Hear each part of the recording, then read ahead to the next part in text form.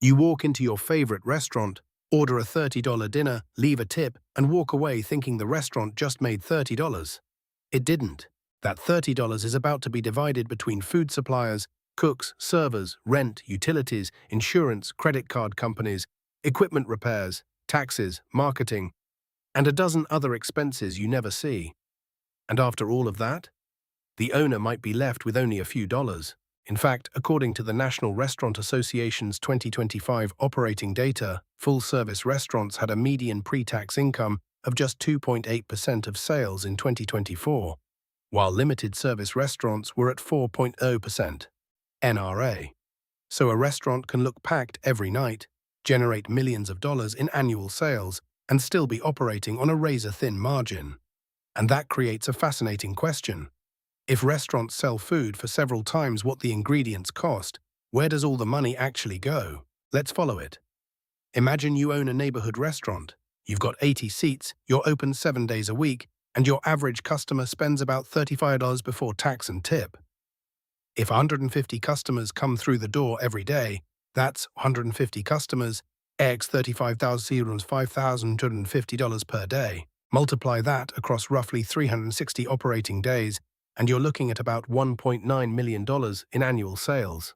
On the surface, that sounds fantastic, nearly $2 million coming through the register. But here's where most people get restaurant economics completely wrong. Sales are not income. That $1.9 million doesn't belong to the owner. It's simply the river of money flowing through the business, and before the owner gets anywhere near the bottom of that river, the money has to make several stops. The first stop is obvious, food. But even here, the economics are more complicated than they look. A restaurant might buy a steak for $12 and sell it for $38. That sounds like a $26 profit. It isn't. The $12 is only the beginning. Someone has to receive the steak. Someone has to store it. Someone has to prepare it. The kitchen needs refrigeration. The restaurant needs gas or electricity. There are sauces, vegetables, oils, spices, packaging, napkins, cleaning supplies, and sometimes food that gets thrown away because it expires or isn't sold. And the person cooking that steak needs to be paid. This is why restaurant owners don't simply ask, "How much did this meal cost me?" They ask, "How much of every sales dollar disappears before I can keep anything?" And food is one of the biggest pieces of that puzzle. The National Restaurant Association reported that food and non-alcohol beverage costs represented a median of about 32% of sales for both full-service and limited-service restaurants in 2024, NRA. So if a restaurant generates $100 in sales, roughly $32 can disappear into food and non-alcoholic beverage costs before we've even talked about labor. And then comes the expense that may be even more painful. People. Restaurants are unusual businesses because so much of the product is created while the customer is standing there waiting for it. A factory can automate a production line. A software company can sell another 1,000 copies without hiring another 1,000 programmers. A restaurant needs somebody to greet you, somebody to take the order, somebody to cook it, somebody to bring it out, somebody to clean the table, somebody to wash dishes, and somebody to manage the operation. Labor is everywhere, and labor is expensive. For full-service restaurants in 2024, salaries and wages including benefits represented a median 36.5% of sales, according to the National Restaurant Association. Among full-service restaurants that actually reported a pre-tax profit, the median was 34.2%. For restaurants reporting a loss, it was 42.9%. NRA. That difference is enormous. Imagine a restaurant doing $2 million in sales. A 5 percentage point difference in labor cost is equivalent to roughly $100,000. That means something as simple as scheduling too many employees, running inefficient shifts, or failing to match staffing with customer demand can wipe out a huge portion of the owner's profit. And now we can see why restaurants are such difficult businesses. The owner isn't simply selling food. They're managing a machine where almost every moving part costs money. Let's go back to that $35 customer.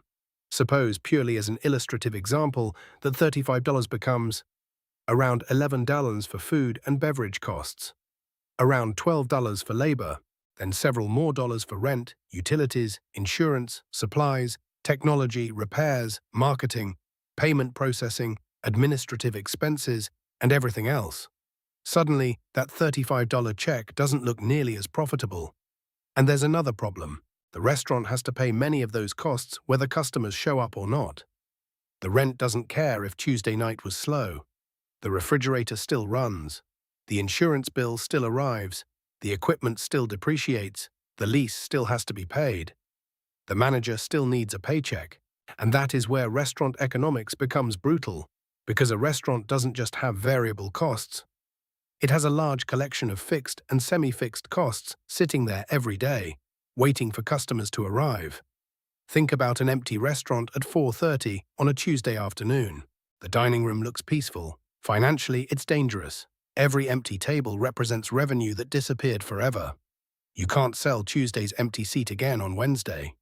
The inventory may still be sitting in the refrigerator, but the opportunity to sell that particular meal is gone.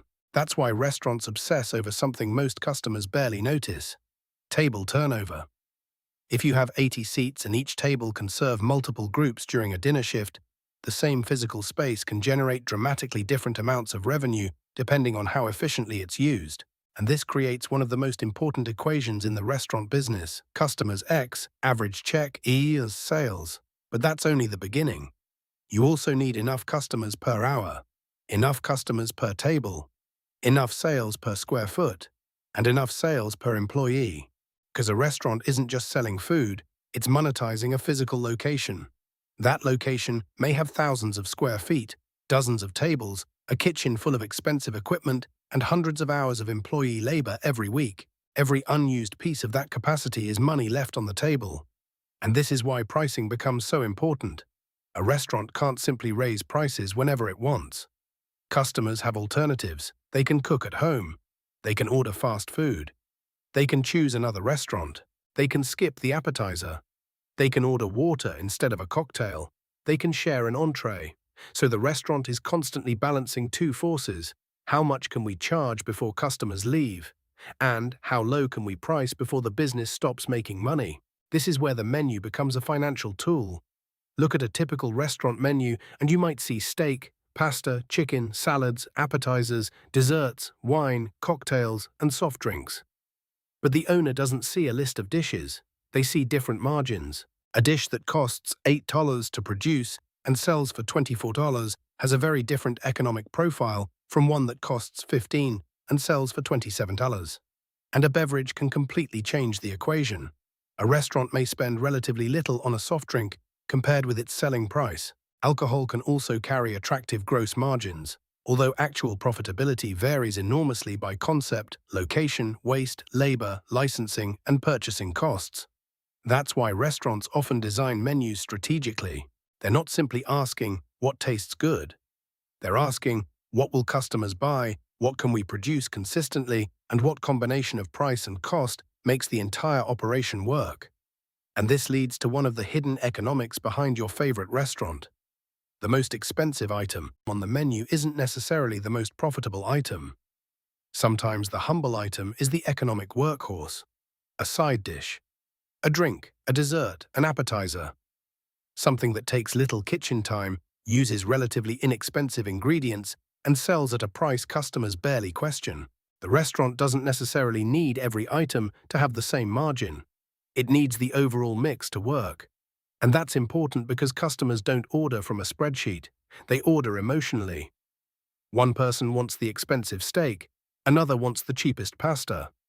Someone orders wine, someone orders water, someone gets dessert, someone doesn't. The restaurant is essentially managing a portfolio of purchases. And that's one reason menu engineering exists.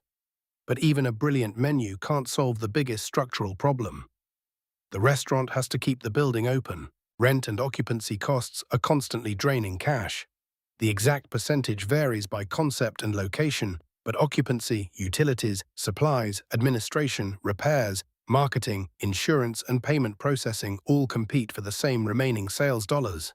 And this is why a restaurant in Manhattan, San Francisco, Miami, Dallas, or a small-town suburb can have completely different economics, even if the food is nearly identical.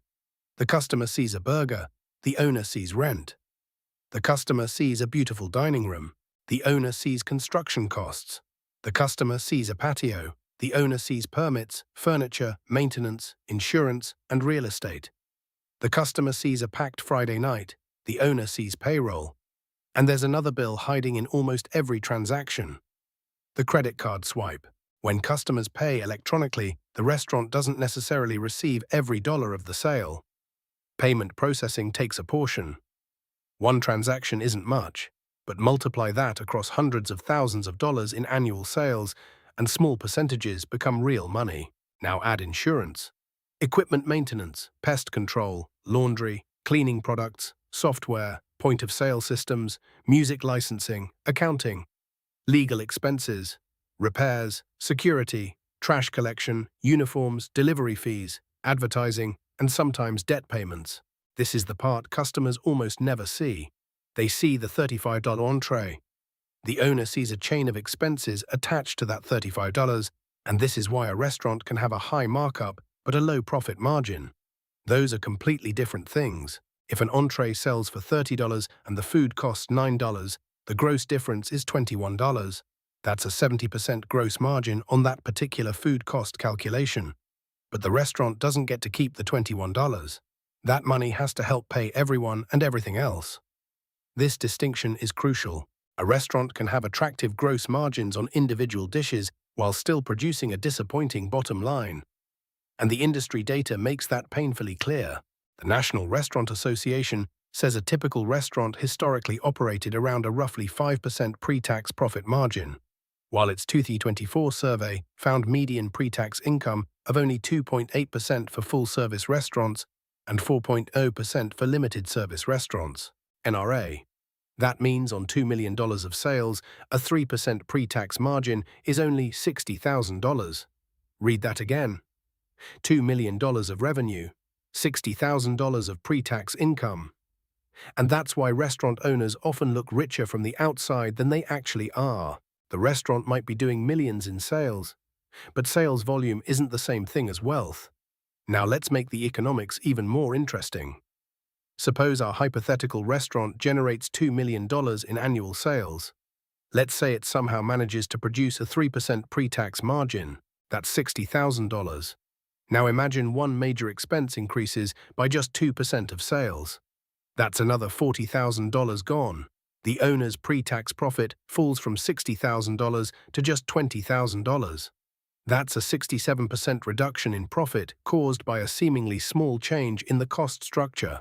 This is operating leverage, and it's one of the reasons restaurant businesses can be so unforgiving. When everything goes right, the fixed costs are spread across lots of customers. When sales fall, those same costs remain. Imagine the restaurant loses 15% of its customers. Sales fall, but the rent doesn't fall 15%. The refrigerator doesn't consume 15% less electricity. Insurance doesn't automatically become 15% cheaper. The kitchen still needs a minimum number of employees. The owner still has loan payments.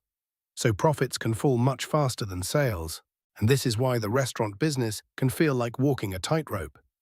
Now, around here, you might be wondering, if the margins are this thin, why does anyone open a restaurant? Because when the model works, it can still be incredibly powerful. A successful restaurant has something valuable: high-frequency customer demand. People eat every day, they celebrate, they meet friends, they go on dates, they travel, they order lunch, they get takeout. Food is one of the most recurring consumer purchases imaginable, and a great restaurant can turn that recurring demand into a recognizable brand. If you enjoy this kind of breakdown, where we ignore the surface and follow the money underneath, subscribe to Money Behind.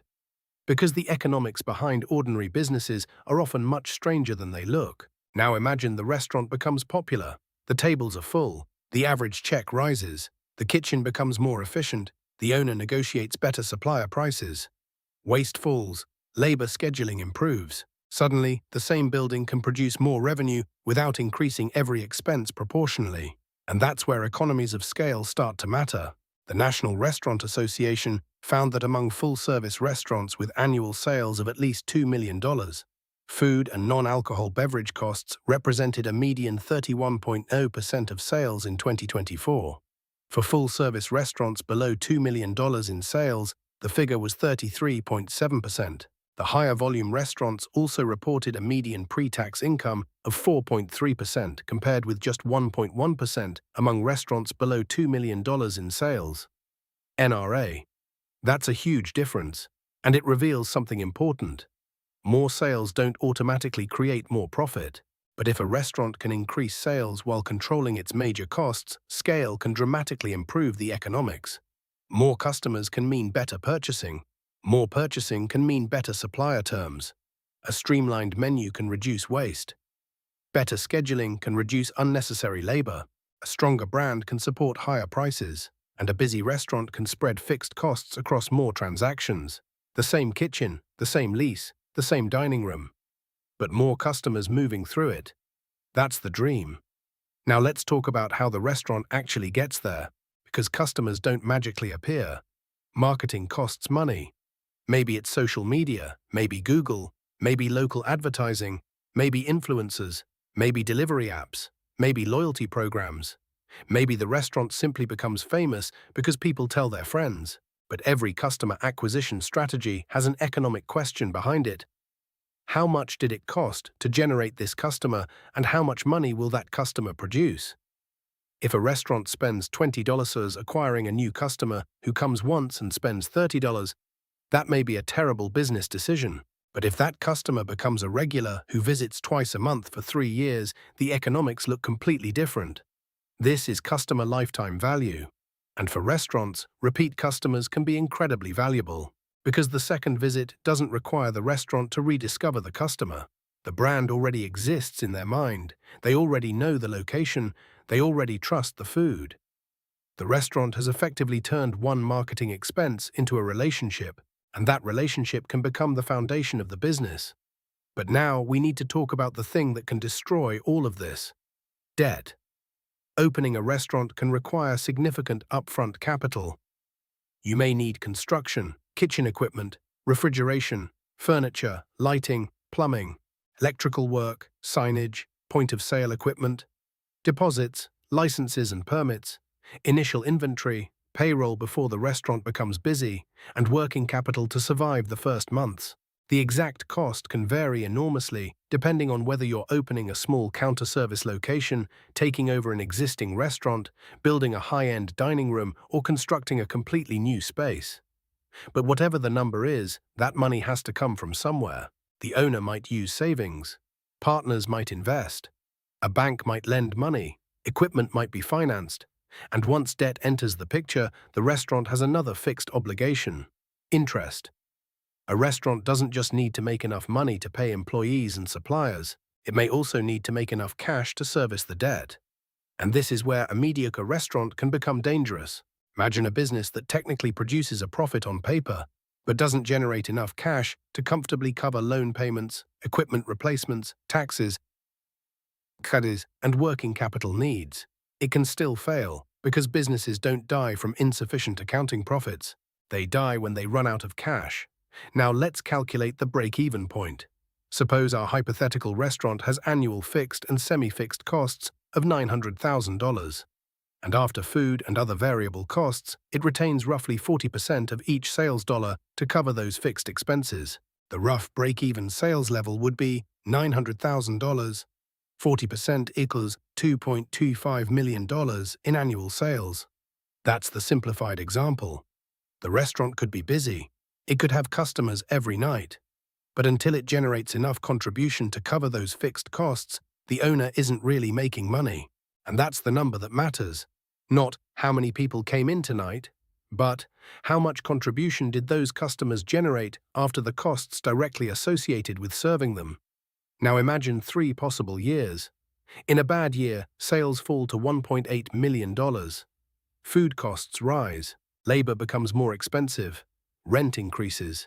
Customer traffic falls. The restaurant may lose money. In a normal year, sales reach $2.2 million. The restaurant is busy enough to keep the doors open. But the owner's profit may still be surprisingly small. In a great year, sales reach $2.7 million. If the restaurant can keep costs under control, the additional sales may flow disproportionately toward profit because many fixed expenses have already been covered. That's the upside. And that's why restaurant operators are obsessed with volume. But volume alone isn't enough. A restaurant can sell more food and still become less profitable if it discounts too heavily, wastes ingredients, overstaffs, relies too much on delivery, or allows labor and food costs to get out of control. This is the hidden game. The restaurant isn't trying to maximize sales, it's trying to maximize profitable sales. And that's a very different goal. The biggest misconception about restaurants is that the owner makes money every time someone pays for a meal. The reality is almost the opposite. The owner is managing a system where the majority of every sales dollar already has somewhere to go, and the margin left at the end can be tiny. That's why the National Restaurant Association reported in July 2006 that total restaurant expenses had risen about 36% from 2019 to 2026, while average hourly earnings for restaurant employees were up 41%, and wholesale food prices were up 35% over that period. NRA. The association also reported that 33% of operators said their restaurant was not profitable during the first half of 2026. NRA. So when you see your favorite restaurant raise prices, that doesn't automatically mean the owner is suddenly getting rich. Sometimes they're simply trying to prevent their margins from disappearing. Consider a simplified example. If a restaurant historically had $1.5 million in sales and a 5% pre-tax margin, that would mean about $75,000 in pre-tax income. If its costs rise dramatically while sales remain flat, that $75,000 cushion can disappear surprisingly quickly. The National Restaurant Association modeled exactly this kind of pressure and found that, under its illustrative scenario, a restaurant would have needed sales roughly 29% higher than its 2019 level just to break even, and about 36% higher to maintain a 5% pre-tax margin. NRA. That is the restaurant owner's nightmare, not empty tables alone. Rising costs combined with customers who refuse to pay higher prices. Because the restaurant has only a few choices: raise prices, reduce portions, change ingredients, reduce labor, reduce hours, simplify the menu, increase efficiency, find new revenue, or absorb the cost and accept lower profits. And eventually one of those choices has to work. Otherwise the business disappears. Which brings us to the biggest financial lesson. A restaurant is not really a food business. At least not entirely. It's a capacity utilization business. It's a labor management business. It's a real estate business. It's an inventory management business. It's a pricing business. It's a customer retention business. And above all, it's a cash flow management business. The food is simply what the customer sees. The real business is everything happening underneath it. The kitchen is an assembly line. The dining room is monetized real estate. The menu is a pricing system. The staff is a variable operating cost. The reservation book is a demand forecast.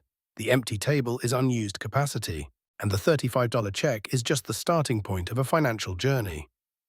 So is owning a restaurant actually a good business? It can be. But it is absolutely not an easy business. The upside comes from recurring demand, brand loyalty, pricing power, operational efficiency, and scale. The downside comes from high labor intensity, food costs, rent, competition, debt, waste, regulation, and extremely thin margins. And perhaps the most important point is this: a restaurant does not need to look profitable to be profitable, and it does not need to look busy to be financially healthy. The real question is what happens after the customer pays. If the restaurant can turn every $100 of sales into enough contribution to cover its fixed costs and leave something meaningful at the bottom, the model works. If costs consume everything, a packed dining room can become an expensive illusion. And that's the hidden cost behind your favorite restaurant. The meal you see is only the surface. Behind it is a complicated machine moving money from the customer to the supplier, to the employee, to the landlord, to the bank, to the government, to the payment processor, and hopefully, eventually, back to the owner. Because in business, the money you collect isn't the money you make. The money you make is whatever survives the journey. And in the restaurant business, that journey can be incredibly long. If you were given the chance to invest in a restaurant, would you? Or would you rather own the building the restaurant rents? Let me know in the comments and subscribe to Money Behind for the next business where we follow the money all the way to the bottom line.